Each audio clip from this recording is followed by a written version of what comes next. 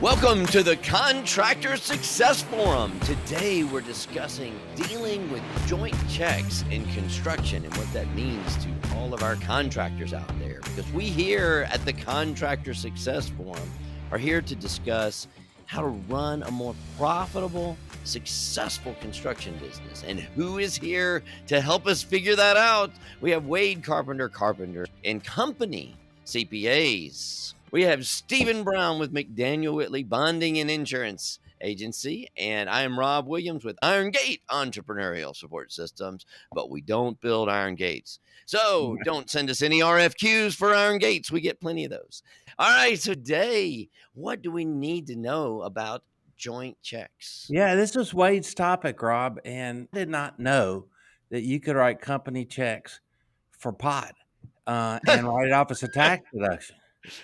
All right, now Yeah. we're going off on a tangent. Joint check. And I guess we should all order a stamp with our signatures of an owner so we can just stamp that. I do remember my accounting staff ordered one with my signature one time. Like, what is that? They said, oh, that's your signature, so you won't have to sign them. It's amazing to me how quickly a joint check can be produced these days, and I don't really understand it, Wade. The whole idea is to have some control over that check going out. Well, if we can, let's just start with a simple definition. Essentially, all we're talking about is a check with two or more names on it when payment is made jointly to ensure debts are satisfied. And they're very common in construction. I mean, the purpose is at least one of the parties get some kind of comfort level, either they're going to get paid or the right person gets paid and they're not going to end up with liens and things like that. How do you decide who's going to be the co-joint check signer if you're a sole owner? Now, is this signer or casher? Which way are you talking about this going, Wade? Let me explain the two common examples.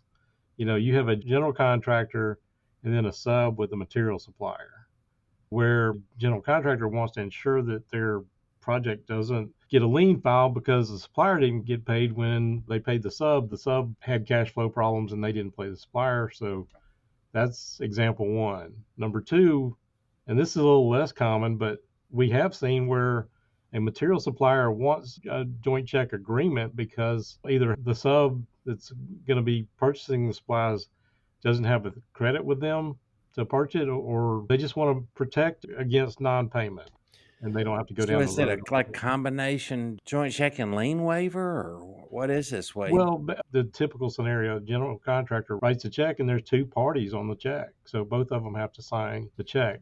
I think the people might be thinking this is like a joint checking account where there are two people that sign the check. But this one we're saying there are two people paid to two different people as a joint check.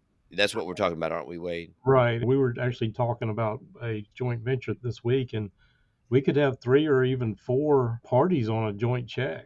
So that somebody could be making this out to multiple people, depending on who the subcontractors are and when a joint venture is involved. For me, there are two big questions. One, logistically, how do you do this? And then two, why do you do this? Maybe why is the first one. And then the second one is, if you do it, do you just put Billy and Bob, or whatever you... Exactly. The general contractor would put the subcontractor name on there as well as the supplier name, and the subcontractor has to sign it, and then the supplier also signs it and puts it in the bank. Is this something common that the banks know not to cash or deposit that check unless the other signature is on there? Is this common enough that they would know? They should, and I guess kind of jumping forward with a little bit, that some of the fraud in this is, if say a subcontractor had cash flow problems and they go and forge the supplier's signature and thinking, hey, I'm going to catch them up down the road. That's fraud. That's check fraud.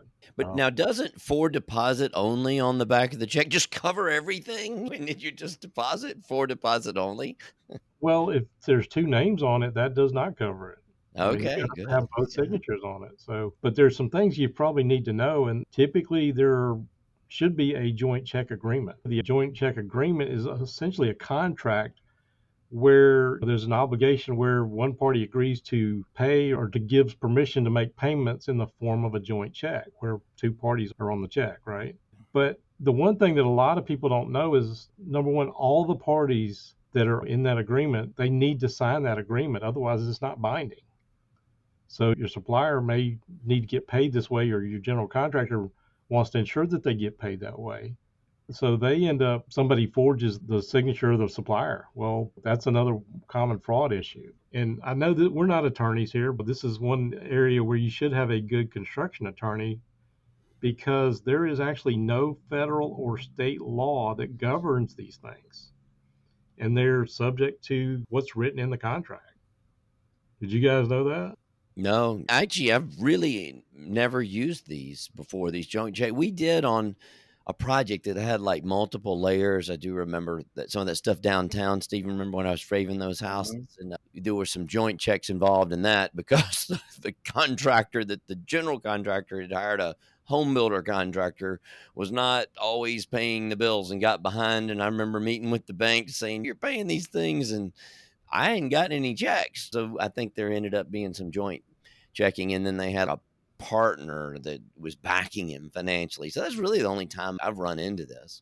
Well, Yeah. I've had some that have had to do that. And like one particular concrete contractor, we're working on a joint venture that's got 18 million in concrete and about another 8 million in rebar. And this supplier is wanting to make sure that they get paid. And quite frankly, the subcontractor that's doing it, they don't have the credit to do that. They don't have the bonding capacity to do that. So maybe at some point we could, I think Stephen and I had kicked around things like funds control, but that's a topic for another day. But the thing to realize on this is there is no such thing as a federal or state law that governs these things. There is no such thing as a standard joint check agreement. And we could probably go around the industry or Google and probably find 50 or more standard joint check agreements. There is no such thing. So, Okay. So if I'm paying a subcontractor, let's say I'm a contractor and I hire a guy to turnkey frame my house. That's probably not a really good example because most people don't do it that way. But to say I did. So I just write on there so and so lumberyard and this guy. But you can't really do that if you don't, or can you, if you don't have an agreement already set out before you write the check? well, you certainly could, but you stand the chance that number one party or the other could say you didn't pay me or whatever, and there was no agreement to do that. So you But I can't. put both names on there, right? So, but Right, is that but not enough? well, that's not really enough. And leading into the next topic I wanted to hit was basically there's such thing as what they refer to as a joint check rule, and why as a sub or a sub material supplier you should really understand that. Let's say we got a joint check between a sub and a supplier, and basically that supplier endorses that check and cashes that check. What they're doing is certifying that that general contractor has paid all the amounts up to the date of that check. So, just an example, suppose a supplier was owed $100,000 on it, and they give them a partial check in the amount of, say, $65,000. And maybe they're getting towards the end of the contract. If they accept that $65,000 and they had some other, like $35,000 more of bills in there, they could be forfeiting the right to make a bond claim or put liens on the job. Yeah. But without an agreement, they're signing that check, but they're not necessarily saying all the materials are paid. Because I guess that's still not a lien waiver or anything. I don't know exactly how this coincides with a lien waiver. Well, if you don't have an agreement signed, Doesn't really mean anything, it's does it? not binding on anybody. Yeah. It just means the supplier is aware of what this other person's doing, whoever the other. Yeah. So he just knows, well, before I sign this check, at least I'm going to make a decision whether I need to make him catch up paying his bills or let him ride further. I'm mainly talking about commercial construction here, but you also see it, say, like restoration businesses where insurance companies will Mm. pay a restoration company and the homeowner. But, I have seen that. I've seen that before. well, it happens a lot more than you think. But the reason I wanted to bring it up is if I can just talk about some of the accounting difficulties with it. Mm. Rob, I think you already kind of mentioned it can be a nightmare if you're not treating these things properly. So Yeah, what kind of accounting problems would there be? there are two scenarios that I want to kind of talk about. The first of all is if a contractor is doing their books properly and keeping them up properly. You've got, say, the example I gave, you got a subcontractor turns in a pay app or an invoice to the general contractor, and that also it includes the supplier materials that's on that pay app, right? And then that subcontractor also should have an accounts payable invoice from the supplier. So on their books, they should be recording a receivable for the invoice and a payable for the bill.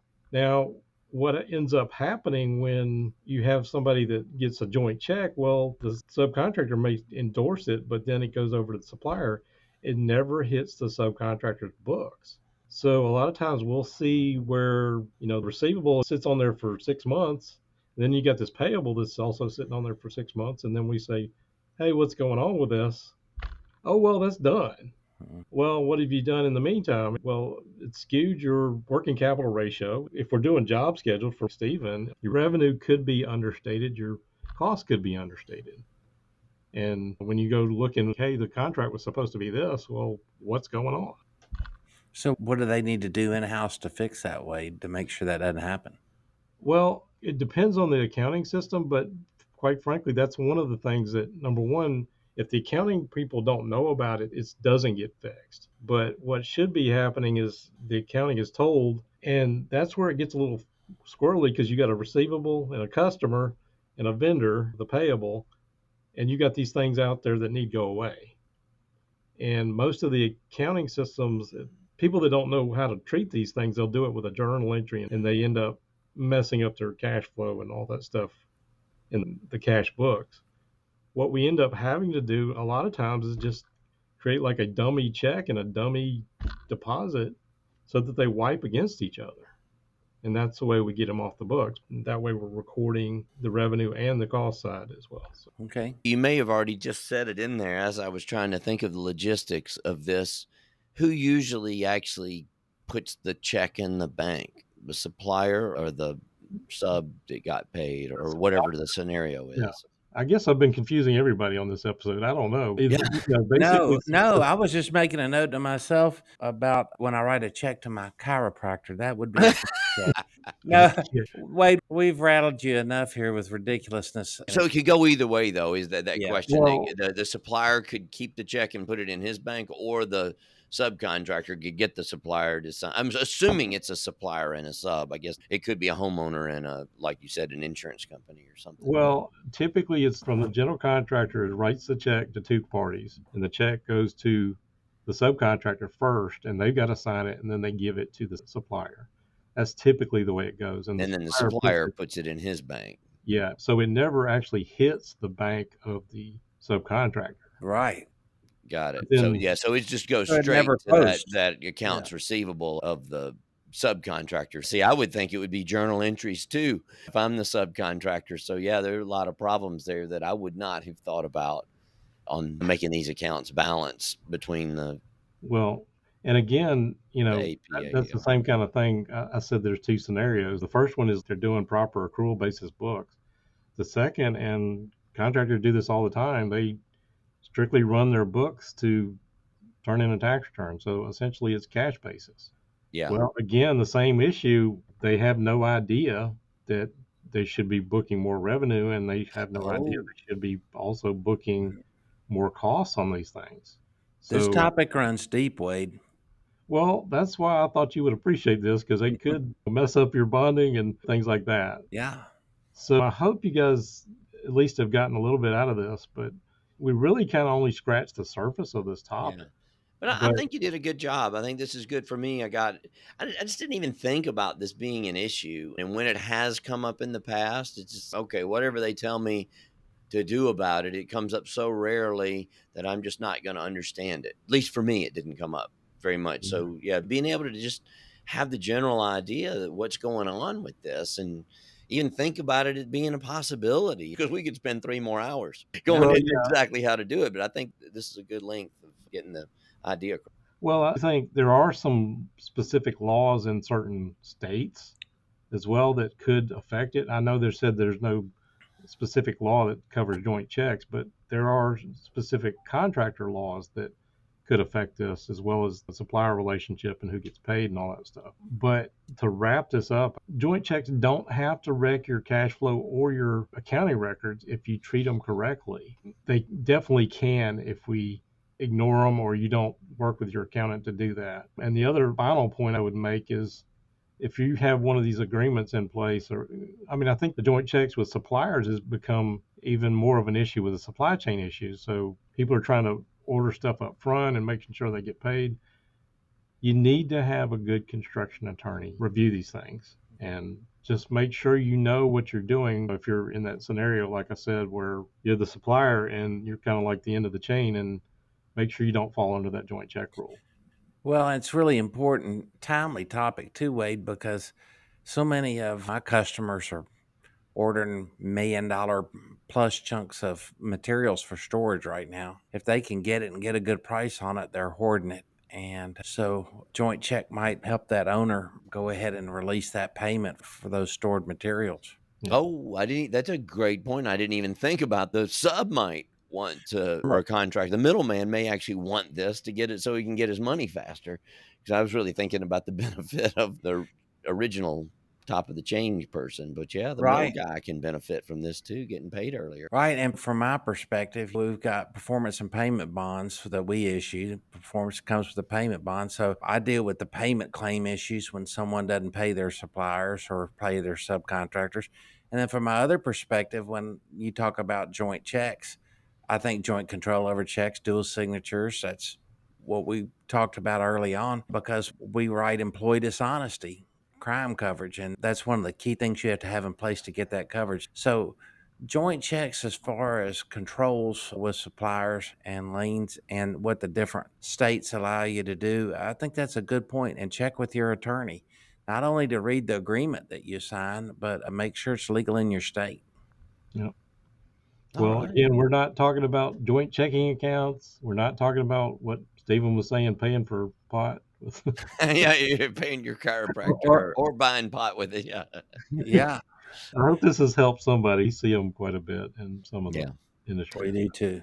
Well, great. Well, this was a great episode for the Contractor Success Forum today. Thank you, guys. We have Wade Carpenter, Carpenter and Company CPAs, and Stephen Brown with McDaniel Whitley Bonding and Insurance Agency, and Rob Williams, me, with Iron Gate Entrepreneurial Support Systems.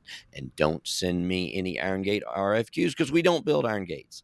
Gotcha. So thank you very much. Everybody have a great day and think about how to deal with your joint checks in construction, and send us your topics. We're always looking to know what you, our listeners, want us to talk about because that is why we're here to help you guys. So make some comments, send some suggestions. ContractorSuccessForum.com or Contractor Success Forum on LinkedIn. Send us your information and your ideas. Thanks. Have a great day.